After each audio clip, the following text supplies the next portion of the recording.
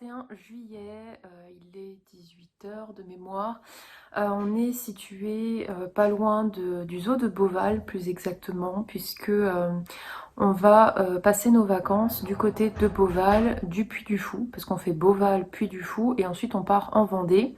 Donc c'est pour ça que vous avez vu des petites images juste avant de route, parce que je me suis dit que ça pouvait être sympa que je vous emmène avec moi pendant nos vacances. Le but c'est en fait surtout de vous partager mes lectures au fur et à mesure que je les lis, un peu comme quand en fait je vous faisais les suivis lecture. Si vous entendez du bruit de douche, c'est normal, j'ai mon chéri qui est en train de se laver. Du coup donc j'ai pris 2 romans avec moi plus ma lecture en cours. Les 2 romans que j'ai pris, j'avais choisi de vous faire voter, donc c'était La petite boulangerie du bout du monde et Là où tu iras, j'irai. Voilà, c'est les 2 romans que j'ai pris, sachant que honnêtement, je sais même pas si j'arriverai vraiment à lire pendant les vacances, puisque je vous dis, là, demain et après-demain, demain et après-demain, on est aux eaux de Beauval. Je nous ai pris pour dormir dans un des hôtels. C'est cadeau de nos 3 ans avec mon chéri, et lui m'a pris de dormir dans un château au Puy du Fou. Donc voilà, on fait 2 jours à Beauval, 2 jours au Puy du Fou et ensuite en Vendée.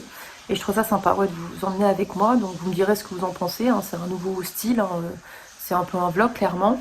Concernant ma lecture en cours, je suis dans Il est grand temps de rallumer les étoiles de Virginie Grimaldi chez les livres de poche.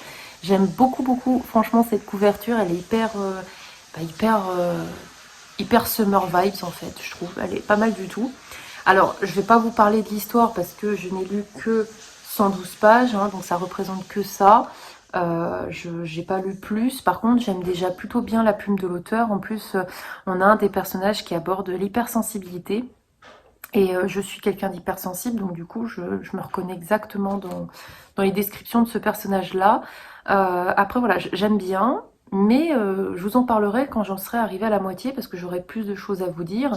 Et je reviendrai aussi vous faire un point quand j'aurai terminé. De toute façon, ça va être un peu ça, hein. Ça va être un mélange de suivi lecture, où je viens vous parler de ce que je lis, et en même temps, je vous montre un petit peu nos vacances. Je m'étais dit que ça pouvait être sympa, voilà, de vous emmener avec moi, et de vous faire découvrir un petit peu des coins sympas, parce que j'ai pas mal de personnes quand je suis allée au PAL avec mon chéri, ou même là dernièrement au parc Sainte-Croix, voilà, qui me disaient qu'ils aimaient bien ce genre de vidéos quand je montrais voilà, sur Bookstagram des vidéos des animaux, que ça les apaisait. Donc je me suis dit que ça pouvait être sympa. Je ne sais pas si vous verrez mon chéri pendant le vlog, peut-être pas, je sais pas, je verrai avec lui.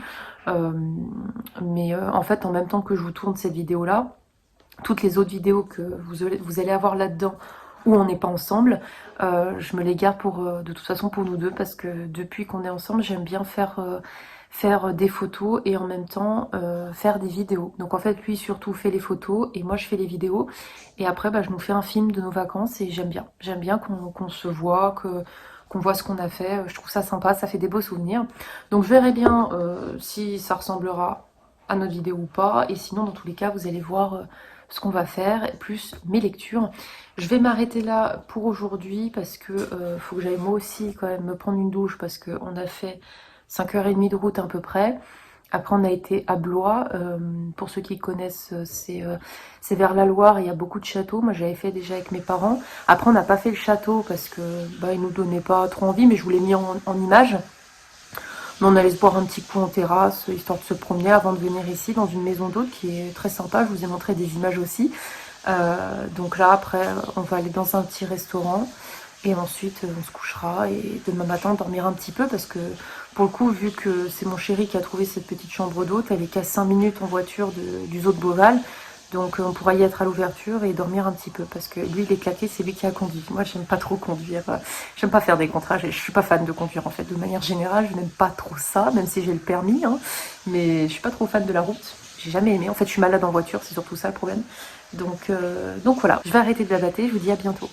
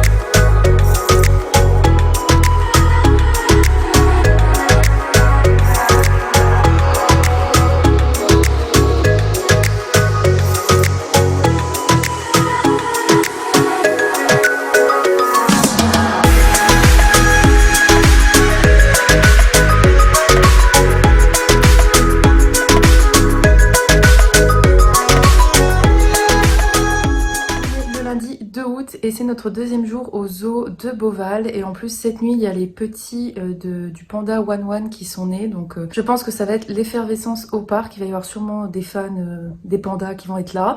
Là on a dormi du coup, comme vous avez pu le voir hier en vidéo, dans l'hôtel les Hauts de Beauval. C'est celui qui ressemble un peu à un safari, j'avais envie de tester. Et franchement, on a super bien dormi et super bien mangé. Hier soir, c'était buffet à volonté, ce matin aussi. Et c'était vraiment super, donc bah voilà, c'est très pratique, c'est très calme, on est vraiment bien. Et on a même pas 5 minutes en voiture du parc, donc deuxième journée aux Hauts de Beauval, c'est parti.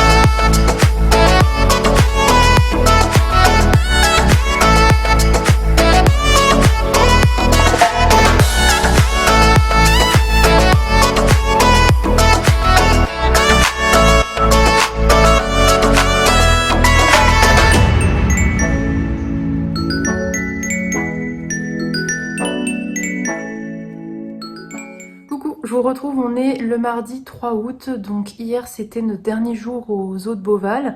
Ensuite on a fait un petit arrêt à un hôtel tout simple pour dormir.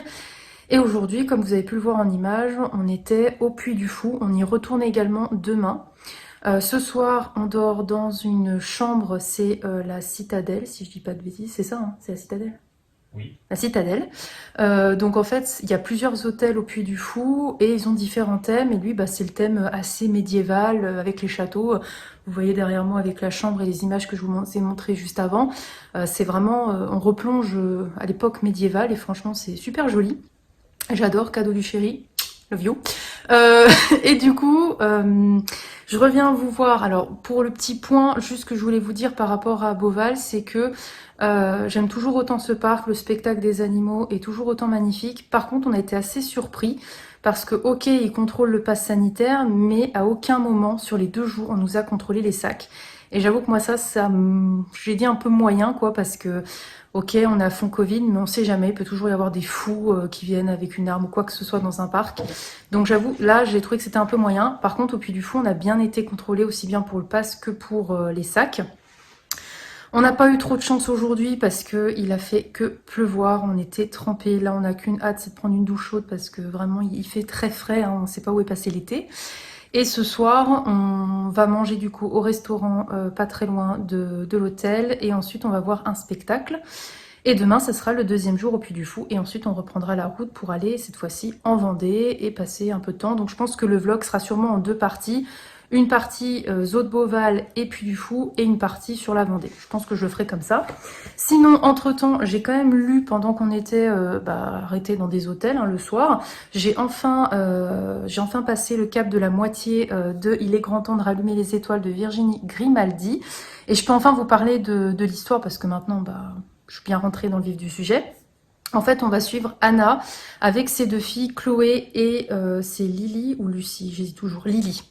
Donc Chloé et Lily sont les filles de Anna et en fait Anna n'est plus avec son mari et se sont séparés. Et c'est une femme qui a tendance à faire des crises d'angoisse et en fait du jour au lendemain elle va perdre son boulot et en fait son monde va s'écrouler, elle ne sait plus quoi faire, elle se rend compte qu'elle ne voit plus ses filles, donc elle ne voit plus Chloé qui est quand même une adolescente et Lily qui est une préado. Lily est une enfant qui est assez rêveuse, qui ne voit le mal nulle part.